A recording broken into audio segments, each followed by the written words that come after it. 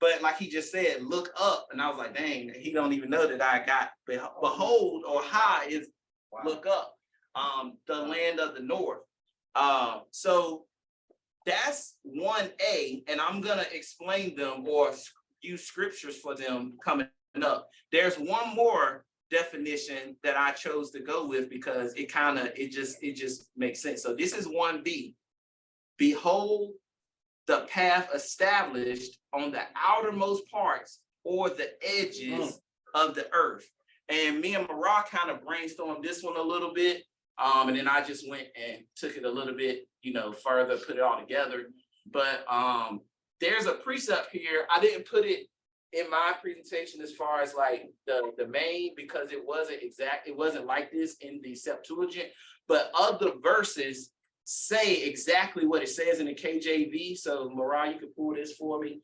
And that's how I'm starting to see that sometimes, even like we don't think when we say Septuagint, that's the end all be all, because I'm seeing that the Septuagint is not correct. None of it is correctly translated 100%. You know what I'm saying? So I've seen some where it reads better in others than the Septuagint. But I wanted to put this example in here, and there'll be other examples. But if you could read, I think it's Jeremiah 50. It might be 51. No, it's 50. This is Jeremiah chapter 50. I'm going to start at verse 24, just for context. He says, I have laid a snare for you, for thee, and you are also taken, O Babylon, and thou was not aware. Thou art found and also caught, because thou hast striven against Yahweh. Verse 25, Yahweh has opened his armory and have brought forth the weapons of his indignation. For this is the work of Yahweh, Elohim of hosts, in the Aratazah of the Chaldeans. Verse 26, come against her from the utmost border, open her storehouses, cast her up as heaps, and destroy her utterly. Let nothing of her be left. So I chose that precept right here, and there's other ones that's going to sound even better. But when it says utmost, it means outermost. And then verse 24 said a snare. So that's why I used before here snare as an option here, because basically every time you see, well, let me not get ahead of myself. So let me see. So it just said in verse 26, from the outermost or the utmost parts of the earth, so the nation was going to come to perform the Most High's will. So they're saying that this word means to hide, conceal. Then it says those protected by Yahweh. And then it says to lay up, to store. And then it says to be unknown to him. This threw me off, because I'm like, okay, now how am I going to describe this as what the definitions that I came up with? But when I thought about it, if we were to take a bag of marbles and we wanted to, play, like, if you were to say, okay, whoever can find a golden marble, you get a prize. What will we do to those marbles? We would scatter them, right? Thank you for helping me. I'm trying to figure out how to say it, but we would take those marbles and we would place them on the outermost parts, the secret places of this bayat, for someone to go seek and find. And I wrote this down when Verge was speaking earlier. He said, we are undercover superheroes. And then I wrote hidden, laid up, hidden treasure. So though the Most High sent a snare, a stronghold to us to scatter us, at the same time he was hiding us, protecting us,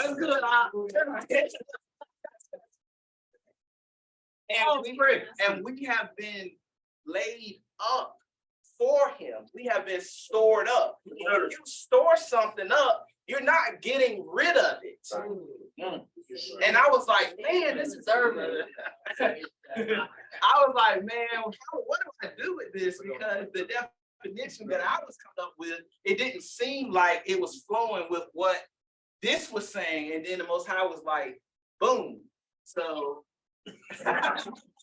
in the words of TD Jakes, get ready, get ready, get ready. And so that's what this class is. It's gonna be two things. It's about You better go ahead. the Most High restoring us, but with that is the destruction of our enemies. So somebody online had something. Chef, you got himself? I got two things raised, Journal and Ryan. Yeah, You go ahead and pick whoever. go ahead, Journal. Yeah, no, when you were saying that, like I said, it just made me think of Joseph again, like how that scenario played out. Like he was being stored up again. He didn't know the play. He didn't know the play. He didn't know why his brothers, being his enemies, sold him the way they sold him, and he had to go through all of that. But the Most High stored him up, for the whole play at the end of things, in which we see how it ended up benefiting all of them. So I mean, it's 1,000%. It's 1,000% on point. That's powerful. All praises. Thank you for that witness. Because this definitely wasn't me. I was telling Marasa, this was a little bit. His brothers didn't even recognize him when they went to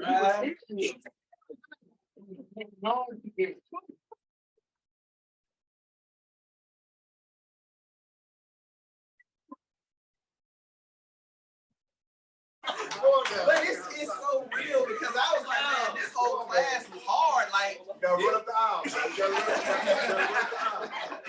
man, like I was thinking, like I was having it in my mind, but I was like, I don't know how to explain it to them. That's why I wanted to try to basically give you the answer, but like kind of walk you through it. So the next time y'all can start saying, what does this mean? What does this mean? Well, what are they talking about? Which is gonna help. The scriptures is gonna help explain further. So it's okay. I'm starting right. Go ahead.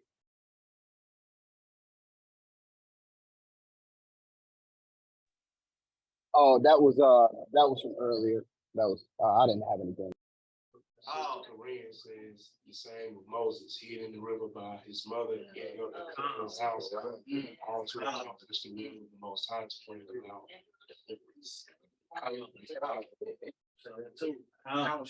Yeah, I think Auntie Marsha was saying as well that Hamashiach was hidden because only certain ones knew who he was or recognized him and honored him for who he was until he started being revealed to a multitude. But that I was a baby. I thought you were talking about the baby that there was Aaron sitting out there. Oh, okay. Okay. Yeah. So it was cool. Like she was talking, I thought she was talking about the baby. Yeah. Put it right on in. Yeah, he was. So the Most High had to, and that goes along with the remnant that is being brought through the fire. Like, even though, we had to go through, or our people, and we still are too, it's just in a different way, had to go through persecution. He still loves us enough. It's like he's doing two things at the same time. Go ahead. We're gonna have church in here. Because what you just brought out with this, with all of you, this Tazapam, Psalm 83, you are confederate against my hidden ones. Wow. You fish people haven't been hit. Wow. Wow. People Exactly. since 1948. So y'all not hit one. See, that's and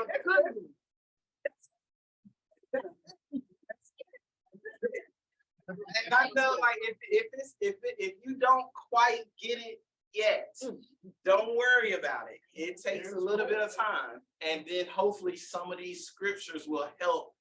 Because I know I know me and Naraya, when we were new and we were going to different assemblies and we were hearing these things, some of it was like, I don't know what they're talking about. But, you know, prayerfully through the Spirit of the Most High, you will start to get it. It'll start to make sense. So getting into the scriptures, the first one is coming from Jeremiah 16. Let me go to it, because this is one of my favorites as well. But I just put the main, to try to cut everything short as possible. I just cut a lot, just got straight to the point. But someone read for me, starting at 14 for context, and then we'll go through, get to the point. Jeremiah 16. I'm gonna tell you want to read 5 chapters. Now you gotta get Therefore, over. behold, the days come, saith the Most High, that it shall no more be said, the Most High liveth, that brought up the children of Yasharal out of the land of Egypt. But Yahweh liveth, that brought up the children of Israel from the land of the north, and from all the lands whither he had driven them.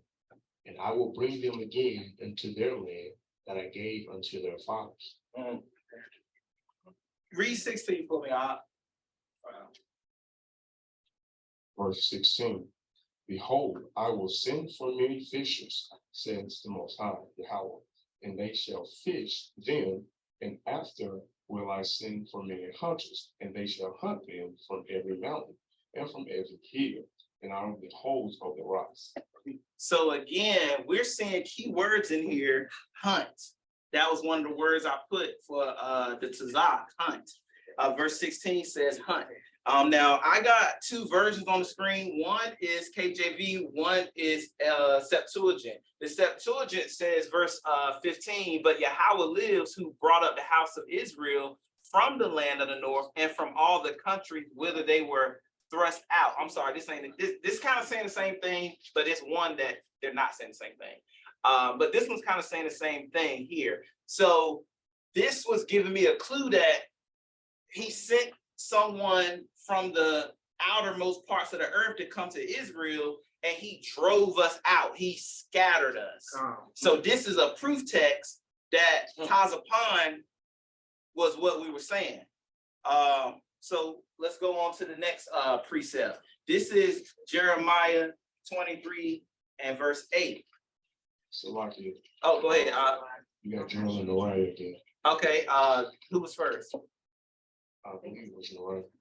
Go ahead, Naraya. Real quick, I just want to be brief. I just want to give praise to the Most High. Samaria is my witness. Now, we were talking about a little bit regarding his testimony last night, just last night, and we read this exact same precept, the exact same verses, and we were talking about the exact same thing. So when it comes down to what the Most High is putting us through, at times we don't understand. We don't know why we're feeling this adversity, this fire, but when it comes down to us coming together and fellowshipping, that's when this stuff starts coming out as far as like why the Most High is doing what he's doing. So just like what you were saying, the fishers is going to fish them, the hunters is going to hunt them. We were talking about as far as like Zamar, as well as the rest of us fishing and hunting for the lost sheep of Israel, just like what the Torah Group has on one of its banners. Jeremiah 16:16. And I was also telling Zamar that the Most High is going to hunt and fish for the wicked once he gets his inheritance back and he gets us back straight. We're going to go and find and beat down the rest of these nations. But all praise for that. I just wanted to say that. Khan, go ahead, Gerald. Yeah, and to land me back on that, it sparked another thought. The spiritual aspect of Babylon the Great, why it's so important for us to be scattered or come out of her so we can be protected with the destruction that's going to come to her. We're scattered. When we leave her, we break all of those covenants and we have nothing to do with Babylon no more. That's why our family, our so-called spiritual brothers and sisters that we used to fellowship with in the past, they no longer like this when we started speaking out for this truth, for this truth or whatever. We started being outcasts. We started experiencing trials and all of that. But when we leave that, we get away from it and we get rid of those covenants. To them, we hid it. They ain't got nothing to say to us no more. To them, we conspired against, we despise. Little do they know this refinement we going through and everything the Most High is doing to us is setting us up to be in that royal priesthood position that when it all hit the fan and the tables turned and they dealt with, and that small bit of them that come in the 11th hour, they don't know what's being done to us by the Most High, and that we're spiritually well prepared, well more advanced than they ever have been. So the same concept is happening with the whole get out of Babylon. If you don't want to share with her sins and her plagues, prophetically, it tells us what's going to happen. But going through it, just from the standpoint of like our relatives, they don't see what's going on with this truth and how we're being edified and prepared for what's to come in the future. In a sense, if you see how it still connects what you're saying. We're gonna get to that too. We're gonna get to flee from Babylon and all that stuff. So I appreciate it. So yeah, Jeremiah 23:8, it's pretty much saying the same thing it said in Jeremiah 16. These are two scriptures y'all can go to when someone asks if you how many believe in the second Exodus? I gotta see them hands up. But no, some of us are still not familiar with it, but Jeremiah 23 and Jeremiah 16 will tell you that there's gonna be a second Exodus. And he basically says again, but Yahweh liveth, which brought up and which led the seed of the house of Israel out of the north country and from all the countries whither I had driven them. Remember how we were saying before, how like in Genesis, I named him Levi or Lawaya because he's joined to me, or he's joining me and my husband closer together. Or, the definition would be like he's joined to the work of the Most High. So they'll name something and then tell you what the name is. I named him Samuel. I named him Shemariah because the Most High has heard from me. So just like here, he says, out of the north country and from all the countries whether I had driven them, I scattered them. So it's kind of telling you what the north country meant right after it's stated. This is another perfect example that their language can't match us. You're using the pagan word north all the time. But for Israelite, Tazapon is more descriptive. Not meaning always north of us, scattered anywhere. Yes, Tazapon. Yes, sir. The prime example, perfect example. Notice he never said, I'm sending a country from the south. So like you're saying, you just can't match English to the Hebrew. And I have the Septuagint here. They're pretty much saying the same thing. Any other comments? Oh, go. I'm sorry. Go. No, I'm sorry, because you're reading from Brenton, right? Yeah. Oh. That's the next. No, I just put LLX for the 70 for the Septuagint. But it was Brenton. It was Brenton on. I've seen the Brenton here in the Bible Hub, but I have the New English translation that has no 7th or 8th verse. Okay, yeah. So I don't know. It might be a different chapter, or sometimes it's just those translations. Yeah, usually it marks it as a different chapter. I was checking for that, but that's how we find out these things. That's how we find it. Go ahead, Nariah. Con, there's two things, and man, when you said Lawaya, it brought it back because I was meditating on this the other day. First thing though, just Deuteronomy 30 just comes to mind, how the Most High was saying, even if you're in the outermost parts of heaven, the outline, the corners of the earth, he's gonna regather us. So it mentions, just like you said, the north, south, east, and west. So of course, Tazapon makes a lot more sense because what you just said, as far as wherever the Most High has gathered us, is we're gonna be regathered. And secondly, you mentioned Levi or Lawaya. And I was meditating on that the other day, and I was hoping I was going to remember it, but I forgot. But all praises, the Most High is just so merciful. He had you speak and brought it back to me. When we look to the Most High, or we're cleaving or petitioning to the Most High, Mariah, you brought it out the other day. What word do we do when we look to the Most High for everything? What word do we say most of the time? Hallelujah. Y'all notice Lawaya is in there? Yeah. Wow. I didn't even think about it until the other day when I looked at it and parsed it out. Lawaya is in halal waya. It's saying, that's good. It's saying you gotta hold your hands up like Masha did, look up and be joined to the Spirit of the Most High. So that's how I know it wasn't Marad. Like I came here and he brainwashed me. I said, Marad, I wrote these characters down one time on index cards. I didn't even study them. And I said, Marad, I think I remembered 90% of this. I said, I think this language is real because I didn't have to struggle to understand it. And then when you get to know the Most High by reading his word, they're going to tell you what the word meant. So if they're correct in their translation, you look at what these words, the letters are saying they mean, that's how you know that it's real. Like nobody can take that away from you. So I was about to shout. Hold now. For those who are still learning what he's saying, when you read, and even in this translation, when you read a word, the author gives you the definition. Like when we say we're Yasharallah, and Yasharallah means princes of Yah. Well, in Hosea 13 or something, it says what Israel means. So that's what he's bringing out.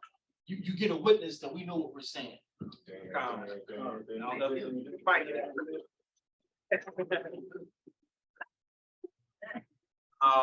So yeah, continuing on, Jeremiah. I'm sorry. Yeah. I just wanted to let me back what Murad said and what you saying. It's the same thing. Another example is like what they do with Egypt or Mitzrayim, comma, the land of bondage.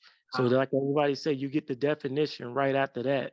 Same thing what you saying about the North Country, how you bringing out that the definition is right there after that. So we see it prophetically all throughout the text when it's translated correctly. And it's so fascinating to me personally because I've been trying to figure out what this North Country was for years, and it's been right here the whole time. So Jeremiah 31 is Israelite favorite as well, the whole chapter.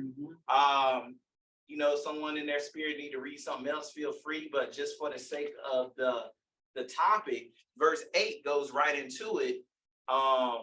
And it says, behold, I will bring them from the North Country. Same thing he said before. And then he said, and gather them from the coast of the earth, the outermost parts of the earth. So in this context right here, it would be 1b, where he's saying, gather them from the coast of the earth, just like I was saying how someone took the Most High seed to the coast of the earth.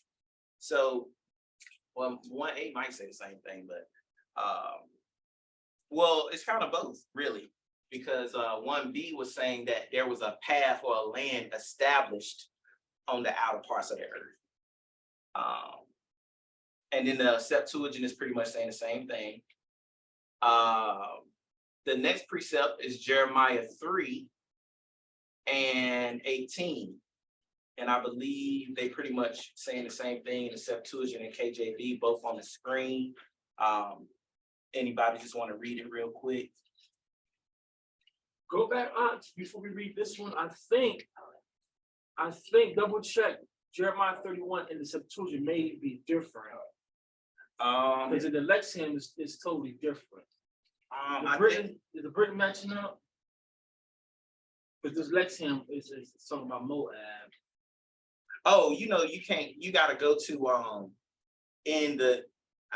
I think the chapters might be 27, 28, or 28, 29 or something. Right. It goes on the online edition tells you what chapter goes off. In the Britain, it tells you don't got your Britain. In the Britain, I think my Britain's up there. It tells you the title page tell you where the chapters match up at. So anybody's tracking. I think Jeremiah 31 in the Britain is gonna be different. Yeah, I have it in New English. It's Jeremiah 38. Right. The chapters go off. So what is 38 verse? what does it say? It might not be the exact verse. Which verse is it again? 8. It's 8, right? Grab the microphone for me, huh? Down. Yeah, it says, behold, I am bringing them from the north, and I will gather them from the farthest part of the earth at the feast of Pesach. And you will greet a large crowd, and they shall return here. And this, see if this is, see, 38 and 8. and I remember that too from, see if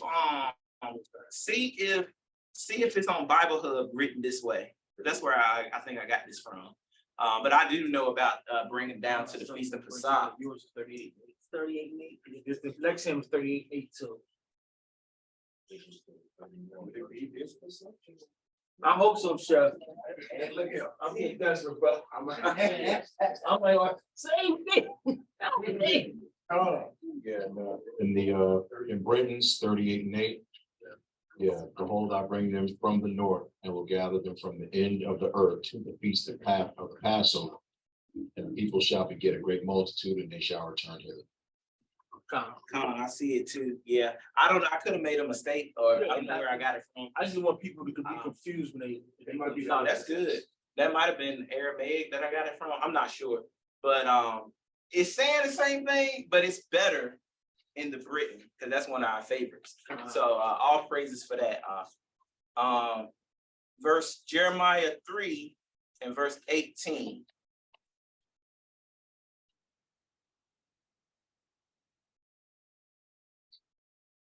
SELAH. Jeremiah. Jeremiah 3:18. In those days, the house of Yahweh shall come together to the house of Yasharal, and they shall come together from the land of the north and from all the countries to the land which I have caused their fathers to inherit. So this precept right here, again, is pretty much saying very similar to what language we've heard before, but also too, it says the house of Israel and the house of Judah shall walk together. Marah, you can correct me if I'm wrong, but this to me shows a prophetic semblance of the future, not what they went to in Daniel's time. Because in that time, the northern kingdom was already gone. So that's why I say, this is talking about our time. If we are to believe, we have some of the indigenous, natives that we brought out many books about how, not the $5 Indian, but there were Indians that's just like me and you. And if those are what, and I believe it, northern kingdomers, then this prophecy would make sense that Israel and Judah are coming out together. That's what the prophecy says. So I just want to throw that in there. And the kind of the way that I have it, it's gonna transition from the land of the north and relate to another term that's in the Bible. So there's a couple more of this before the transference. So this would be Jeremiah 50:3. And I think I chose 50:9 out of the Septuagint, just for the way that it was written. I believe that's what I did. And 50:3 just says, for out of the north, there cometh up a nation against her, meaning Babylon, which shall make her desolate, and none shall dwell therein. They shall remove, they shall depart, both man and beast. So now he's using the north, Tazapan, as a negative sense towards them. So Tazapan, in that sense, is showing that someone from the outermost is coming to snare Babylon, if that makes sense. It's an established, the seed, the Na in that form would be established there. So, and then, I skipped 50:9, I think.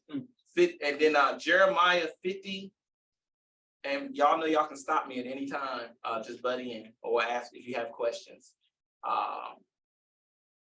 Jeremiah 50 and verse 9, I chose the Septuagint version, I think, just for the way that it was written. And it says, for behold, I stir up against Babylon the gatherings of the nations out of the land of the north, and they shall set themselves in array against her. Thence shall she be taken as a dart of an expert warrior. They shall not return empty, meaning that they're not going to miss. So here, the land of the north again is being used in a negative sense, meaning that someone's coming to bring destruction to this nation, Babylon. And that's kind of where it's going to start the transition to here shortly, to Babylon. So the final two here, I chose to put the definition back up there as like a proof text. So this is Jeremiah 50 and 41 out of the KJV. And it says, behold, a people shall come from the north, and a great nation, and many kings shall be raised up from the coast of the earth. And then the definition we said, or I wrote here, was the path established on the outermost parts or the edges of the earth. So the definitions have the meaning. I mean, the word has the meanings right there in the same sentence or paragraph. A lot of the times I'm finding out and taking it back to the Hebrew, it was just confirming it. Now for the other one, this is Zechariah, chapter 2, verse 6. And it's both of them up there. And these are the two that say it a little bit different. It's like two things is going on here at the same time. And a lot of the other translations agree with the KJV. But either way, we've seen the same message in multiple precepts. And it shows you that it's flowing together. Yeah, Zechariah chapter 2. And that chapter right there is very powerful. I was meditating. I marked it in your Bible up here now, Marah. I marked a little bit of it. Is it corrupt? No, I just highlighted it for you. I highlighted it for you, but I was thinking about I might end up reading this just that whole chapter. It's just so good about the redemption that the Most High is going to do for us against our enemies. But chapter 2 verse 6, it says, behold, basically what he's saying, ha, ha, or ho, ho here, but behold, come forth and flee from the land of the north, saith Yahweh, for I have spread you abroad as the four winds of heaven. So the definition I wrote said, a stronghold will snare and scatter the seed of my inheritance. That's what it's saying there in the KJV. Now, this time there's a difference in what it says in the Septuagint. So to be fair, I put that up there. And it says, behold, or ha, flee from the land of the north, saith Yahweh, for I will gather you from the four winds of heaven. So it's letting you know that you've been scattered to the four winds of heaven, but you're going to be regathered from that. So in this context, you could use either one. I think the Septuagint is probably making the point better in this context here. But I do remember why I wanted to highlight in Marah's Bible, because it talks about flee. And I think I have other passages about it, but since we're here now, the Most High, that word flee, I believe it's not what it means to us in English, like what we should just go on our own and try to leave. And I believe he explains what's going to happen right here in the chapter. So he says, behold, flee from the land of the north, saith Yahweh, for I will gather you from the four winds of the earth, saith Yahweh. So right there, and it's on that screen too, but he's already telling you, it says flee, but then he says, I'm gonna gather you. So it can't be saying for us to do something on our own. In that sense, like there may be a time where he gives us the word, and then that now we have, like, there's a chance for us to leave, but it's going to be a confirmation. It's not going to be a trick or, man, I feel like I should move to Africa. And it's nothing against anybody who's moved, because the Spirit has led you that way. But it's not for us to just leave and just get up, because then it says, especially to Zion, deliver yourselves, ye that dwell with the daughter of Babylon. Because just to give more context, even our family who's moved to Africa or wherever is still the land of the north. So that's the point he's bringing home, that the phrase the land of the north, it satisfies the whole earth where our people are. So even our family who's moving, they're still going to be with us, with us. I just moving to a better location. Like I heard the brother new album. He said, I moved my family to Africa, but I ain't got to worry about being killed by police. You know what I mean? Yeah. So they're still going to be with us though. I do agree with that, and that's what some of the precepts is bringing out. Because when they say that the land of the north is coming against Babylon, not us this time, that then that would mean that it's more than one location. But then the prophecies, and I'm not gonna get into it quite yet. I'm gonna let Auntie go, but the prophecies is gonna start to change the language from the land of the north to something else. You had real quick. I can tell the things going on because nobody's asking questions. This is high level, and I know people are getting lost because no questions are flying. So y'all slowing down. You don't have to get through his slides. Ask questions so we can fill in the gaps if you're getting lost. That's all. Auntie, do you think like with flee, the context would be ready because he's to go when he comes to gather you? I do agree with that. Yes, I think there will be a time where we ain't gonna have to guess. Like, should I go? Should we go? That it's gonna be a moment where he lets us know that it's time. And also, we could look the word up, flee. But even wherever you are, stop following the nations wherever you are. You know what I mean? So whether you're in China, Brazil, wherever you are, flee those people around you and gather with your people and do what this law say to do. I agree with that. I think that I had something for that later, because this scripture goes with other scriptures. So that's why, like, I think right here, I was trying to keep it focused on the part about the north, but I just want to touch on it since, it came out. But that's why I said earlier too, please stop me at any time. I do feel like people were catching on from the way we did the definitions with like a lot of the first precepts though, because it's kind of saying it plain that you've been scattered, or my seed has been scattered, and that's what we said the definition was. Go ahead. Nariah has something, but y'all know I try to tell y'all, you stay with it, you ain't gotta get me. So Nariah, you go, and then Marion.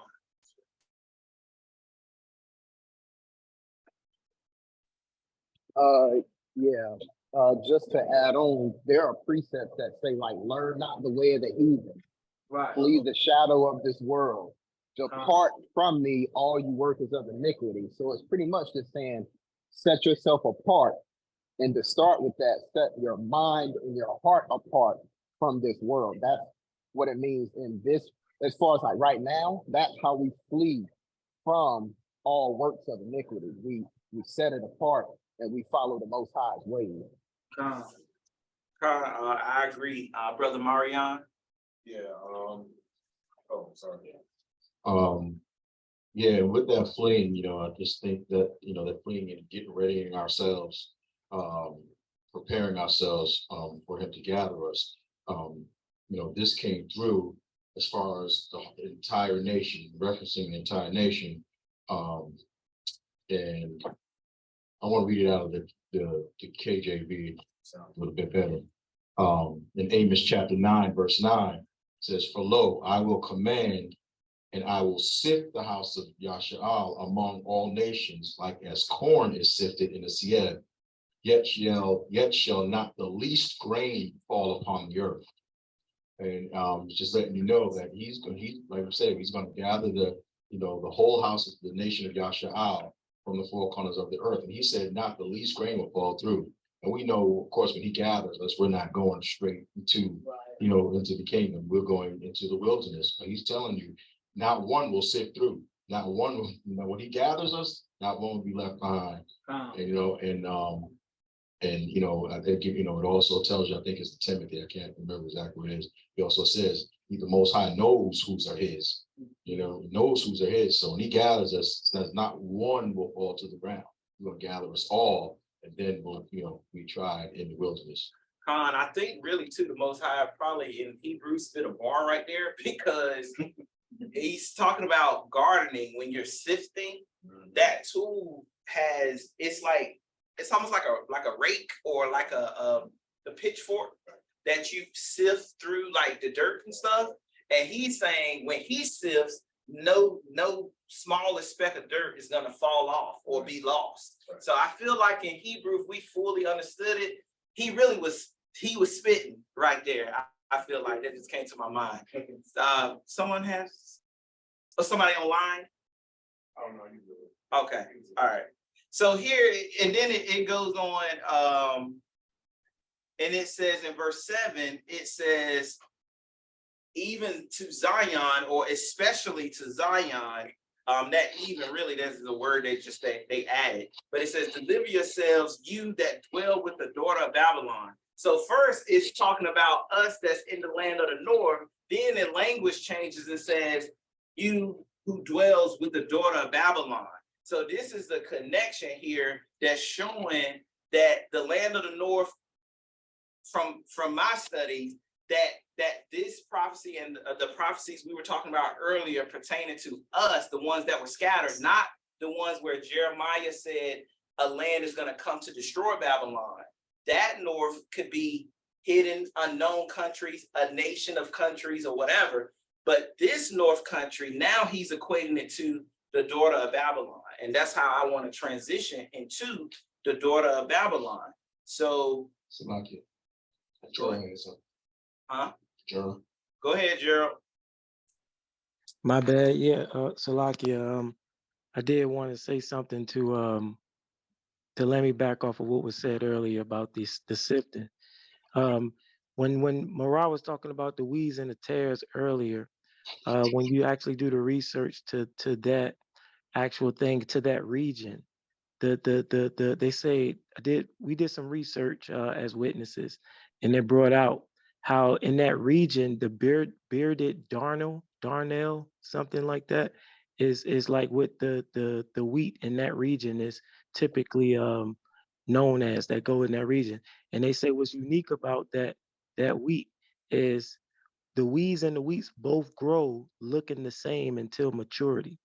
So when he told them don't pluck it, being that you might pluck up some of the wheat along with the weeds, just wait until the harvest time till it mature, then you'll be able to separate the two.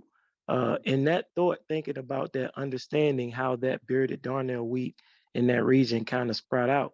Even when you talk about that, you look at it from that perspective, this harvesting, this gathering, separating.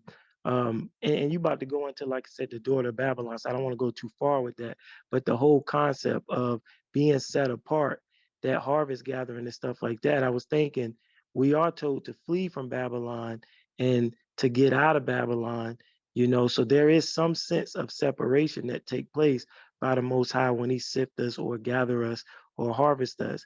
But as you're saying, the whole purpose of having to just uproot and then go back to the land right now, it's not so much what that's saying, but I just wanted to add that part.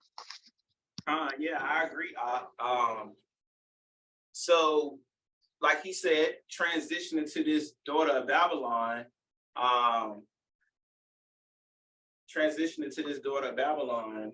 yeah, I marked you up. I'm sorry. She's like, well, let me get my check.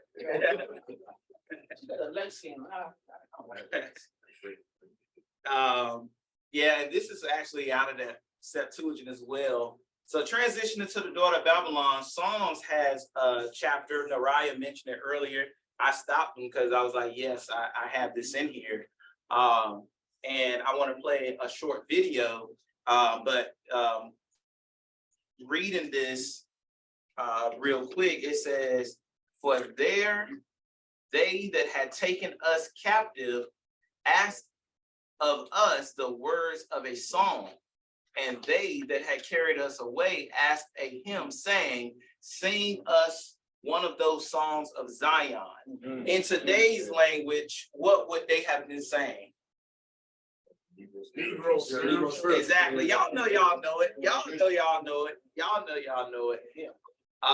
So there's this prophecy here. I believe, according to these prophecies that I'm about to read, or these scriptures real quick, that it's a dual situation. Because if our people can sing today, I know our people could sing back then. But Ecclesiastes 1 and 9, and this is just to give credence that things happen over and over again. So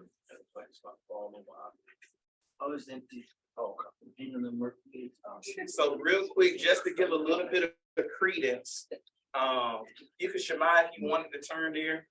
But of course, I'll just give y'all the verses as well. Is this the this is apocryphal or the Old Testament? This is the Old Testament.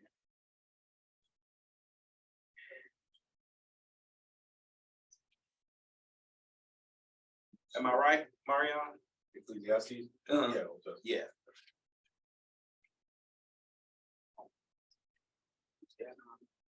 That's the Ecclesiasticus. This is Ecclesiastes. Right. It says, the thing that have been, it is that which shall be, and that which is done is that which shall be done, and there is no new thing under the sun. When you go to chapter 3 of the same book, verse 15, it says, that which hath been is now, and that which is to be have already been, and the Most High requireth that which is past. So Ecclesiastes 1 and 9, Ecclesiastes 3 and 15, and then the last one is Hosea 12 and 10. And it says, I have also spoken by the prophets and have multiplied visions and used similitudes by the ministry of the prophets. So it's Hosea 12 and 10, Hosea 12 and 10, Ecclesiastes 3 and 15, Ecclesiastes 1 and 9. So this prophecy here says, sing us one of those songs of Zion, and then it's just gonna play this short clip. I got a little bit emotional watching it last night, but you know. Psalm 137:1. By the rivers of Babylon, there we sat down. Yea, we wept when we remember Zion. We hang our harps upon the willows in the midst thereof. For there they that carry us away captive require of us a song, and they that wasted us require of us money, saying, sing us one of the songs of Zion. How shall we sing the Lord's song in a strange land?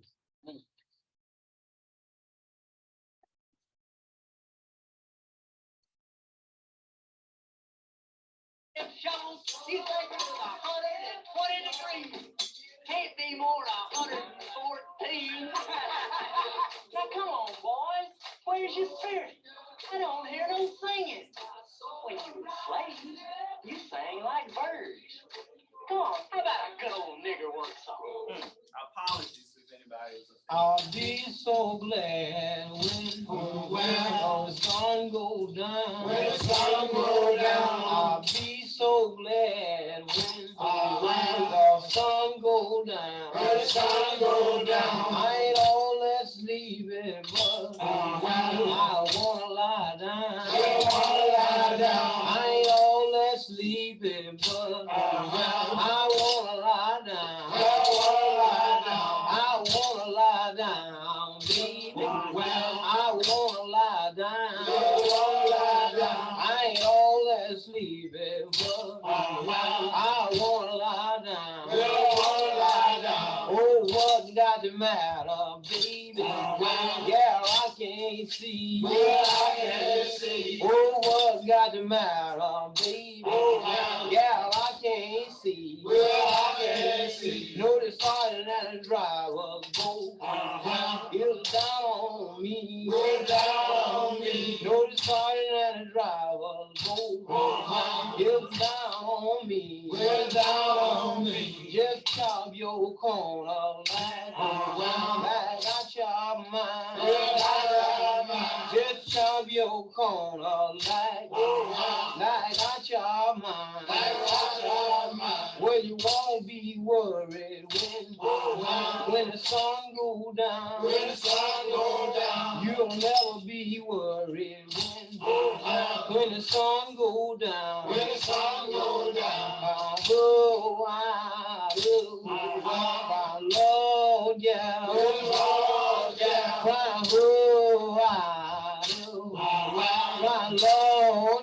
My Lord, yeah. I made you live and when I was free. I made you live and when I was free. I'm in a world of trouble. You won't write to me. I'm in a world of trouble. You won't write to me. Won't write to me. So if we ain't the people, man, if we not the people, the Bible is not true, because we fit all these prophecies that the Bible is talking Psalm about. 137:5. We can skip that part, but man, I was like, man, they could create a jam out of nothing. You know, they got shackles and chains. I was like, shoot, that song sound good. That's us. He was saying, I want to die. That's what he was saying in the song. If you process what he was saying, he was like, I'm not tired, but I want to lie down. Oh, yeah. And then he says, when the sun goes down, you won't have to worry about it no more. He was saying, I want to die. And then they asking us to sing those songs. But like, again, you know, even in that calamity, you can tell the Most High has placed gifts upon us that is different than everybody else. And then the fact that the prophecy said that that's what they were going to ask of us and require of us, who else can show a receipt like that? That's kind of like my point. Go ahead, Nariah. All praise to the Most High for it being very, very slow in my job, so I can really process what's going on today. But you can tell, just like what you're saying, as far as us being the people, if we ain't them, they don't exist. Because just like our brother and kinsman redeemer Yahushua, those people that heard those songs was probably smiling and, oh man, they sound good. But just like in our music today, well, not really today, because they just be putting garbage up there today, but our people sung and spoke in parables. So we'll know what we're saying, just like what Morales, bringing out. That they was talking about dying. And there's another song that's a little more straightforward, but that song, Strange Fruit. A lot of people, until you actually read the lyrics, didn't really know what was being talked about in the song. So I just wanted to bring that out to you. Con. So as Psalms 137 keeps going, it changes to something that we believe that's going to happen towards the future. And it says in verse 8 and 9, O daughter of Babylon, who art to be destroyed, happy shall he be that rewarded you as you have served us. Happy shall he be that taketh and dasheth your little ones against the stones. So pretty much the Most High through Uncle Dawad is already prophesying the change and the judgment that's coming on the daughter of Babylon. So I don't know, Marah, if you want us to stop or you want us to, because I still got more, but I don't know if you want to do like a part 2 or what. I don't know. How's everybody feeling? Y'all ready to eat? We can do part 2. Always ready. We can do part 2. Well, yeah, if y'all want to do a part 2, then we'll just table it right here. If anybody got any comments or anything, because it's like a little bit, some more to go.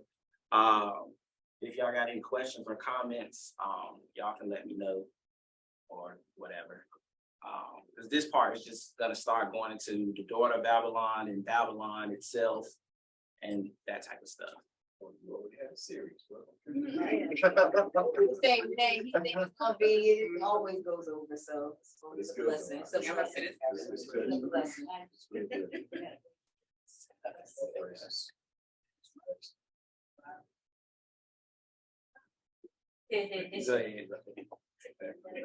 Okay, she asked for it. I just wanted to add that, like, besides all like the sad songs, they also had like messages and like, you know, yeah, that's the way they communicated and like made maps, if you will, like that. I agree. Yeah, even the braiding of the hair and all that stuff. Yeah. Because they weren't allowed to communicate. You know, if they were communicating, it was a suspect. So they did the best they could, you know, with communication with songs and braiding of hair, and they hid their communication. Right. He said Just- we were just like- he said it. Bird. Confusion of speech.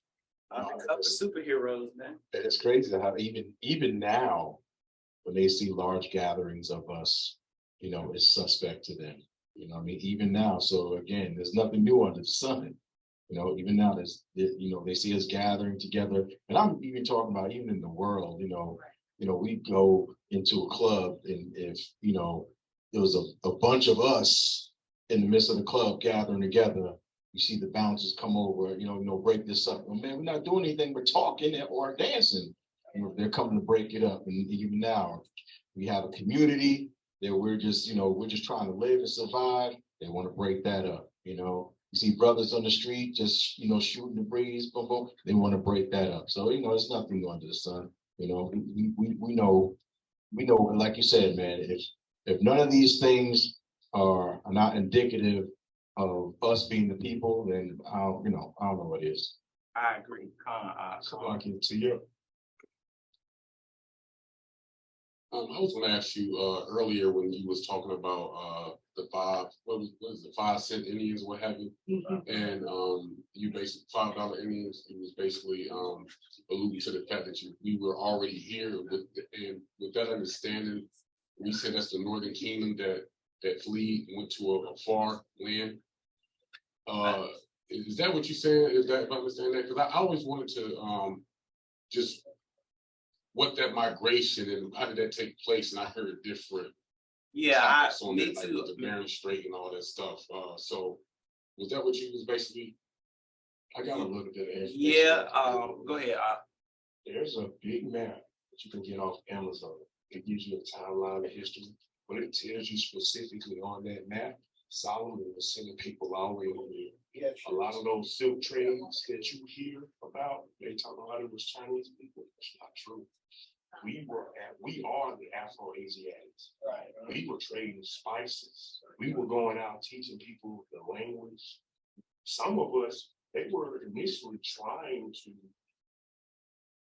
share the covenant with the people and show people the way.